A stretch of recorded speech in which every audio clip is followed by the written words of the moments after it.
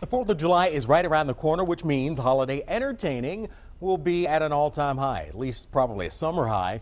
Homeowners are using their decks as an extension of their homes now, and you have to treat it like it's an extension of your home. And sometimes that means cleaning it, sometimes that means sprucing it up a little bit. We're joined by Jeff Wilson, who is a home improvement expert here and a spokesperson with Thompson Water Seal to help us get your deck in tip-top shape. First, let's talk about if you have a deck, what does your deck go through on a sort of yearly basis? Right, so your deck is subjected, wood that's outdoors is subjected to the sun and obviously water. And you go through that freeze-thaw cycle here where, you know, the wood soaks up the water and then it freezes and then you get cracks and things like that. So it's really important to keep your deck sealed somehow against that. And so what we tell people is, actually people ask me all the time, when is it time? Because sometimes it looks okay, right? Looks okay, but how do you know? I say do the splash test. So if your deck is in good shape and you put water on it, like this, the water should bead up like this. Even if it doesn't look great, if the water's beating up, your deck's protected. If you pour water on your deck and it soaks in like this, it doesn't bead up, and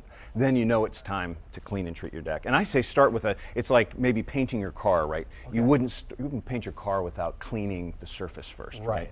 So I tell people, most people say, oh, I use a pressure washer, right? But it's really easy to damage wood using a pressure washer. Because if your wood is like this and you're forcing water in it at pressure, would you have to worry about water actually getting in? Well, that's part of it too, sure. But mostly what happens is you end up sort of pitting it? Yeah, pitting it out, pulling up the softer wood and leaving the ridges, which become splinters eventually. And so I tell people use an off-the-shelf cleaner, put it in a pump-up garden sprayer like this one. You spray it on like an 8x10 sort of area that you can work in a 10-15 minute period. Let it sit for 10 minutes because the cleaner will do the work for you. Okay. And then you take a stiff bristled brush like this one on a pole to save your back. You do a little bit of scrubbing and then rinse it really well with a garden hose. Then it has to dry for probably 2 days. And then you can choose a finish to put on it. Okay, so 2 days. So this is not just a weekend project. This is maybe if you started on Friday, right, you can finish on Sunday. And Saturday it would be all yours, right? Yeah. But so you want to choose a finish for your. So right here I've got a clear, and these are all the same color, by the way. This is a product, a Signature Series, which is available at Lowe's.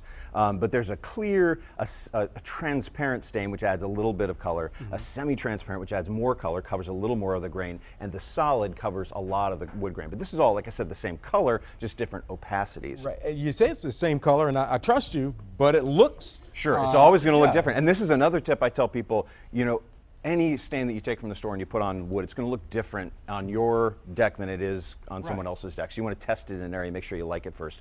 But generally speaking, the more pigment that's in the stain, the more coverage you're going to get, or the longer it's going to last. So the trade-off is, you know, this is beautiful because you see the natural grains of the wood, and here, you know, not so much. I say not as much. On a new deck, I like to do clear. As it ages, I go through, I'll add color. As it ages a little bit, as it gets really old, I'll go to a solid stain. But you can apply this with I usually use a paint pad like this. Use the pole that I use from the brush, and it's very easy to apply.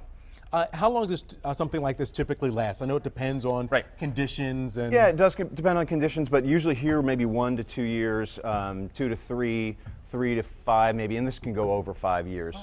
Yeah, the more pigment, the longer it's going to last. And all of these tips, it's a lot of stuff, but all of it's available at thompsonswaterseal.com. I have a bunch of videos there that I put together for people. So Jeff Wilson, local guy, mom's in the house.